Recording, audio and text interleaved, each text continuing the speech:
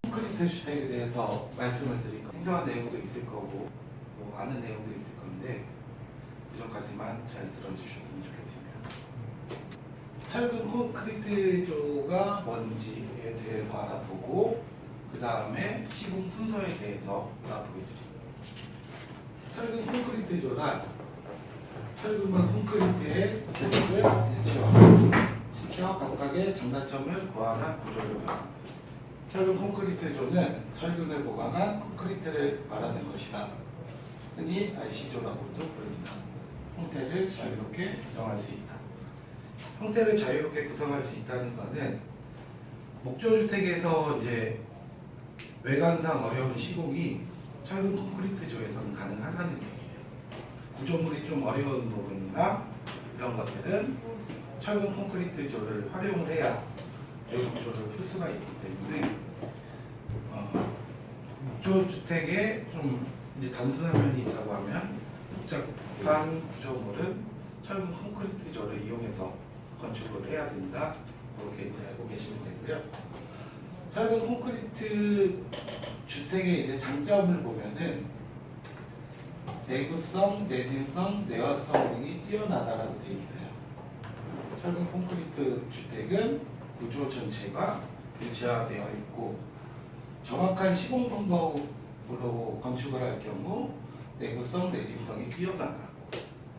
또한 비바람 등에 잘 견디고 내화성, 차음성이 우수해 세대간 경계벽 등에 적용하기 좋다. 보통 예를 들면은 다세대 주택, 다가구 주택, 뭐 아파트 등은 다 철근 콘크리트 주택을 사용해서 건축을 합니다. 목조 주택으로 하는 경우가 전혀 없죠. 그러니까 예를 들어서 그만큼 이제 경계벽 사이에 이제 소음 부분을 차단할 수 있기 때문에 그리고 건물 자체가 높은 걸 시공하기가 좋아요. 근데 목조 주택은 그런 부분이 이제 되지 않고 거의 단독주택용으로만 건축을 한다고 보시면 돼요. 두 번째 장점으로는 시공업체 선택의 폭이 넓다. 이제 예전부터 벽돌 조적조나 이제 콘크리트 주택 같은 경우는 보편화가 되어 있고 그리고 이제 단점을 보면은 난방비가 많이 든다는 점이 있어요. 철근 콘크리트는 이제 소재 자체의 단열성이 떨어지기 때문에 그 습식 일체형 구조로 되어 있어서 난방비가 더 많이 들고 단열성이 떨어지기 쉬워. 단점으로 이제 결로가 많이 발생되기 쉬워요. 그래서 이제 밑에 보시면은 습도 조절 능력이 이제 떨어진다고 되어 있는데 목조주택은 이제 습도 조절 능력이 굉장히 좋죠. 근데 이제 반대로 콘크리트 주택은 이제 그런 부분이 떨어져가지고 여름철 장마기간이나 이럴 때에는 곰팡이가 이제 피기 쉬우니까 환기를 이제 잘 시켜줘야 된다는 그런 단점이. 뭐 이 밖에도 단점은 이제 또 있어요. 또 건축비가 목조주택보다 많이 든다는 또 단점도 있고 찾아보면은 뭐 장점도 더 있고 단점도 더 있지만 대표적인 것만 일단 적어놨고 그 다음에 이제 제가 시공 순서에 대해서 설명을 드릴 겁니다. 두 번째 강의에서 목조주택을 이제 시공 순서나 이런 거를 다 배우셨을 텐데 이제 시공 순서는 동일해요. 기초공사, 두 번째로 골조공사, 내외전공사 그리고 이제 완공이 되면 입주를 할 수 있게 되는데요. 기초공사 같은 경우는 이제 기본적으로 탑파기 작업이랑 콘크리트 타설 작업이 대표적이고요. 골조공사 같은 경우는 이제 철근 조립, 배근과 거푸식 공사, 콘크리트 타설 작업. 내외전 공사는 창호 설치, 지붕 외장재 공사, 내외전 공사, 그리고 완공 같은 경우는 뭐 입주 청소, 이제 건축 완공 확인, 이제 서류나 뭐 이런 정리를 해야 되고, 그리고 마지막으로 이제 입주를 할 수 있게 돼요. 자세하게 이제 하나하나 이제 설명을 드려볼게요.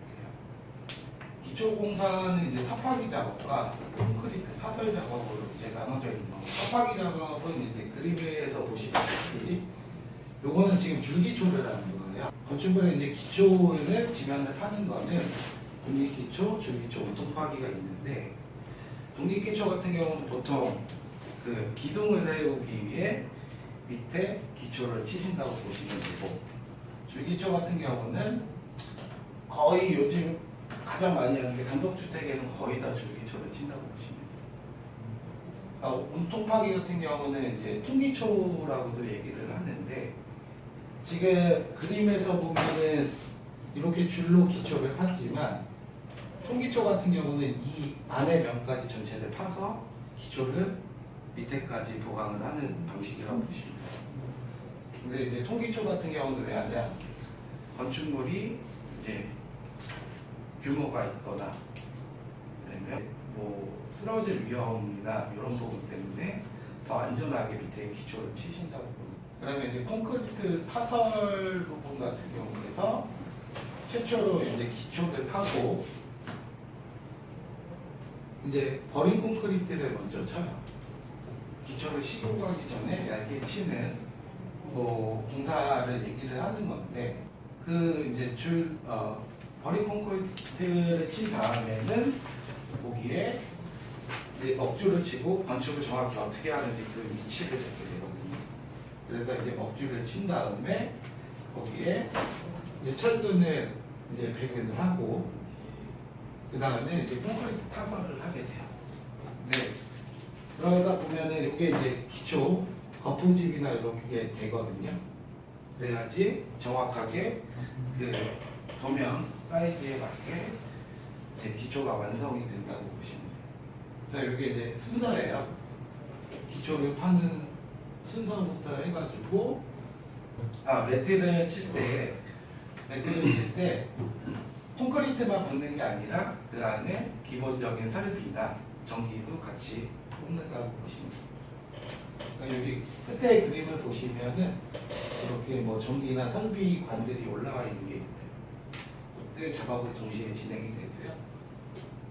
근데 이제 기초공사가 이제 다 완료가 되면은 그 다음에는 이제 골조공사를 하게 돼요. 골조공사는 이제 첫 번째로 철근 조립과 배근, 거푸집 공사를 하게 되는데 거푸집으로 이제 바깥쪽 안쪽 벽을 채우기 전에 먼저 배관 위치를 잡아줘요. 배관의 위치를 잡고 전기 위치를 잡고 그 다음에 그거를 잡은 다음에 벽체를 이제 만들게 되는 공사를 시작을 하거든요.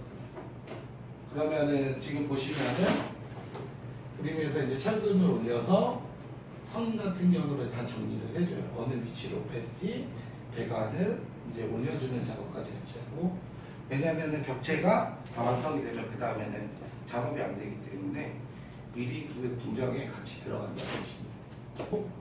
지금 보시면 이제 이 작업 같은 경우는 이제 수평목을 된 거예요. 수평목을 내가지고 이제 바닥면이 아무래도 콘크리트를 뿌려서 바닥면을 잡았어도 정확한 수평이 나오지가 않기 때문에 수평목을 대가지고 형틀이 뭐 기울어지는 것도 방지를 하고요. 바닥을 일정하게 이제 맞춰주는 작업을 이제 수평목으로 일단 제작을 해놓고 그 다음에는 거푸집을 이제 옆에다 이렇게 만들어주게 돼요. 이제 요 공정이 다 끝나게 되면은 그 다음에는 이제 콘크리트를 붓게 되거든요. 거푸집과 이제 거푸집 사이에 소관으로 콘크리트를 이제 부어서 그 벽체를 이제 말리게 되면은 양생을 시키게 되면은 형틀을 이제 거푸집을 제거했을 때 이제 벽이 나오는 거라고 보시면 됩니다. 근데 이제 양생되는 과정에서 이제 추가적으로 진행되는 작업은 이제 비계 파이프를 이제 설치를 하고 이제 분진막 같은 것도 설치를 같이 하게 돼요. 이제 비계 파이프 같은 경우는 뭐 공사 외관을 작업하는 경우에도 이제 필요하고요. 건축 시공하는 분들의 안전을 위해서도 이제 설치를 하신다고 보시면 됩니다. 분진막 같은 경우는 이제 먼지가 나가게 되면 이제 민원이 발생이 되잖아요. 그런 부분 때문에 이제 먼지가 외부로 빠지지 않게 밑에 분진막도 설치를 해준다고 보시면 돼요. 중간중간 자세한 공정은 빠져 있어요. 그런 부분을 질문을 통해서 제가 답변을 해드리도록 하겠습니다. 지금 이제 골조공사가 이제 이런 식으로 이제 1층도 되고 뭐 2층도 올리고 3층도 동일한 방식으로 계속 이제 올라가. 목조주택에 비해서는 공정은 좀 간단해요. 근데 목조주택은 조립해서 쭉쭉 올라갈 수 있지만 콘크리트 주택 같은 경우는 이제 벽체가 마르는 양생 기간이 있기 때문에 조금 더 시간이 오래 걸린다고 보시면 이제 내외장 공사를 하게 되는데요. 보통 외장 공사나 내장 공사는 거의 동시에 이루어져요. 어디 먼저 하는 게 아니라 외장에서는 창호 설치와 지붕 공사를 이제 가장 먼저 외부 단열재를 붙이고 미장 공사를 한 다음에 외벽 공사를 이제 마무리를 해요. 뭐 외벽 공사에는 뭐 여러 가지가 있는데 뭐 요즘 흔하게 뭐 아리스 같은 데서 많이 보는 스타코플렉스가 있고 뭐 화벽도 있고 뭐 세라믹 다이딩 그냥 일반 벽돌. 근데 이제 뭐 벽돌이나 타벽은 외장 단열재 공사가 공정이 약간 달라요. 요거는 뭐 다음 강의 시간에 단열재나 이렇게 외벽 시공에서 한 번 더 이제 설명을 드리겠습니다. 외장 공사 중에서 이제 창호 설치를 먼저 하는 이유는 내장 공사에서 창호가 먼저 설치를 돼야 창호 모습이 안 나오는데 예를 들어 여기 창이 있으면 창 외부 테두리 작업이 이 높이를 맞추기 위해서 창호가 먼저 끼워진다고 보시죠. 근데 일부 창호가 되기 전에 미리 내장 공사를 하는 경우도 있는데 웬만한 내장 목수 실력으로는 그걸 맞추기가 힘들어요. 완전히 단차라든가 이런 거를 정확히 맞추기가 힘들기 때문에 창호 공사가 먼저 진행이 돼야 그 다음 내장 공사가 작업이 쉽게 이루어진다고 보시면 돼요. 내장 공사에서 필요한 부분은 위에부터 나왔는데 내장 공사는 이제 들어가게 되면은 이제 화장실이나 이런 방수 작업을 필요로 하는 데가 있어요. 그런 데는 별도로 방수를 해준 다음에 그리고 이제 방바닥도 이제 우퉁우퉁하고 뭐 그런 부분도 있고 그래서 방통 공사를 하게 되는데 방통 같은 경우 보시면은 지금 여기 이제 방통 작업 사진이거든요. 단열재를 이제 일단 밑에 깔아주고요. 밑에서 이제 1층 같은 경우도 그렇지만 올라오는 습도 막아주고 위아래 뭐 두께가 두꺼워지면 이제 층간 소음도 보완해주는 경우도 있고요. 두 번째는 이제 저 찰사방이 이제 와이어 메쉬예요. 와이어 메쉬를 이제 두 번째로 깔아주는 이유는 세 번째 이제 배관 작업을 할 때 이 와이어 메쉬에다가 고정을 시켜주는 역할을 해요. 세 번째는 이제 그물을 이제 깔아주거든요. 근데 이 공정이 빠지는데도 있어요. 무조건 이 그물망을 넣는 게 아니라 그물망을 안 넣는 경우도 있어요. 그건 이제 작업에 따라 틀린데 그물망을 넣는 이유는 방통 이제 몰타를 칠 때 이게 이 그물망의 안쪽으로 들어가면서 이게 이제 분리되는 거를 좀 막아줘요. 간격이 떨어지는 거나 이 배관에서 떨어지는 그 간격을 저 그물망이 잡아준다고 보시면 돼요. 요거는 뭐 비슷한 예로 그냥 그렇다고 보시면 돼요. 비슷한 거죠. 안 맞는 건데요. 그리고 이제 그 다음 이제 방통공사가 끝나면 이제 내장 목공사가 들어가는데요. 천장 높이나 이런 것들 이제 맞춰서 등기구가 들어가는 그런 부분을 이제 좀 이 내장 천장 공사로 이제 하는 거고요.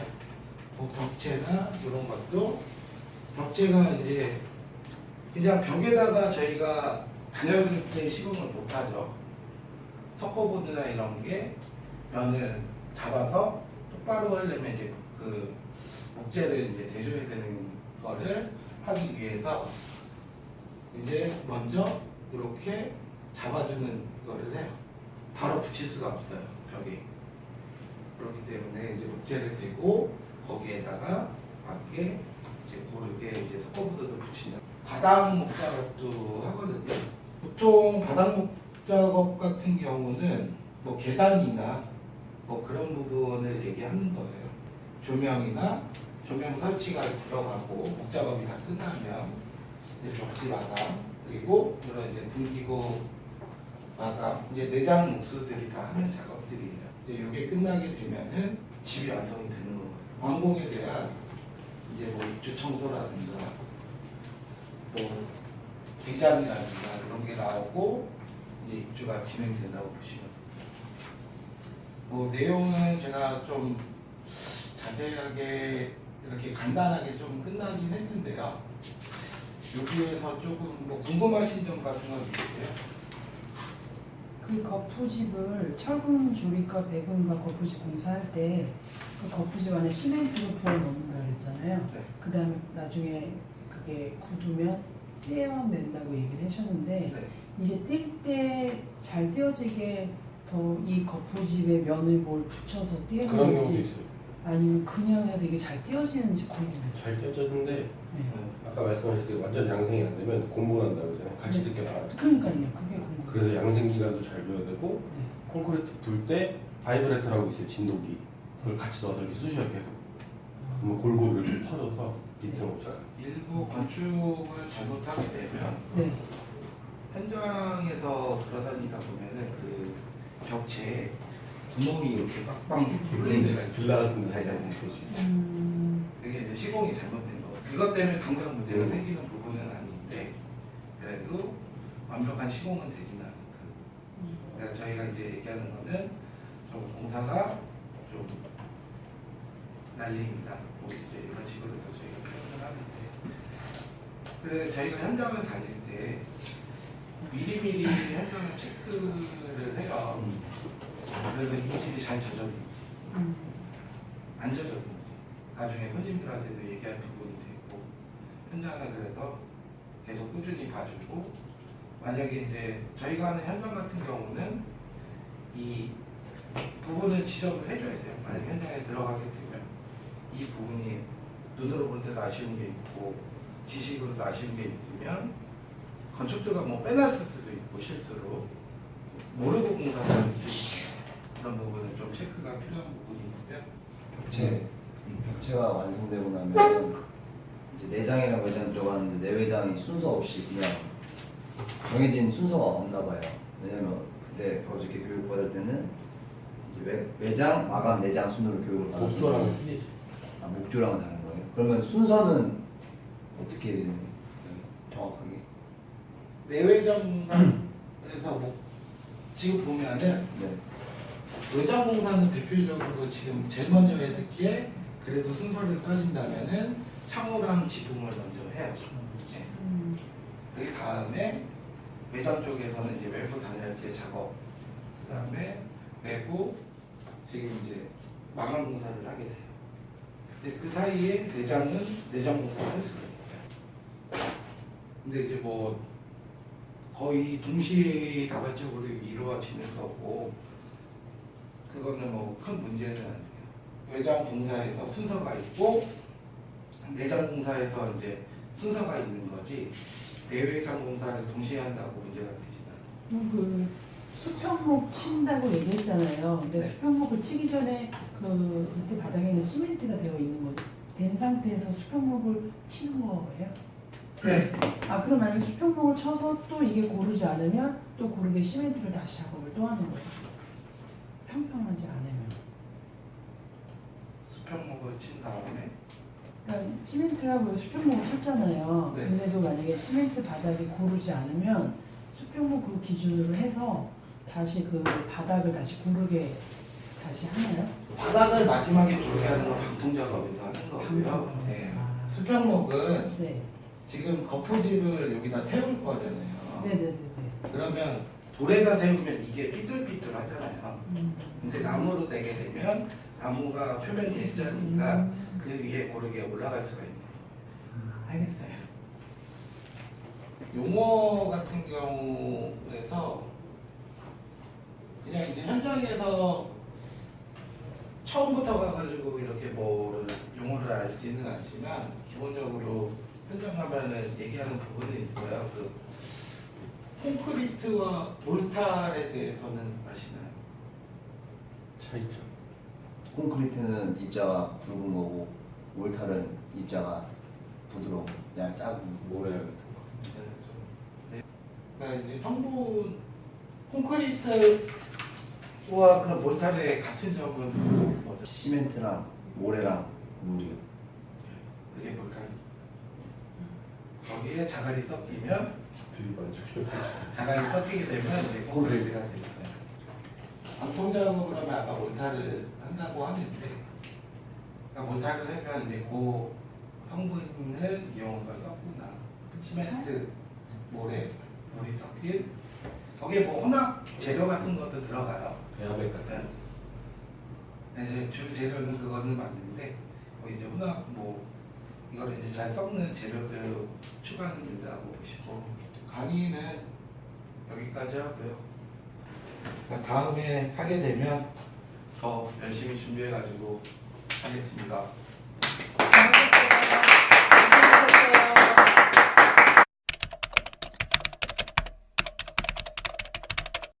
이방사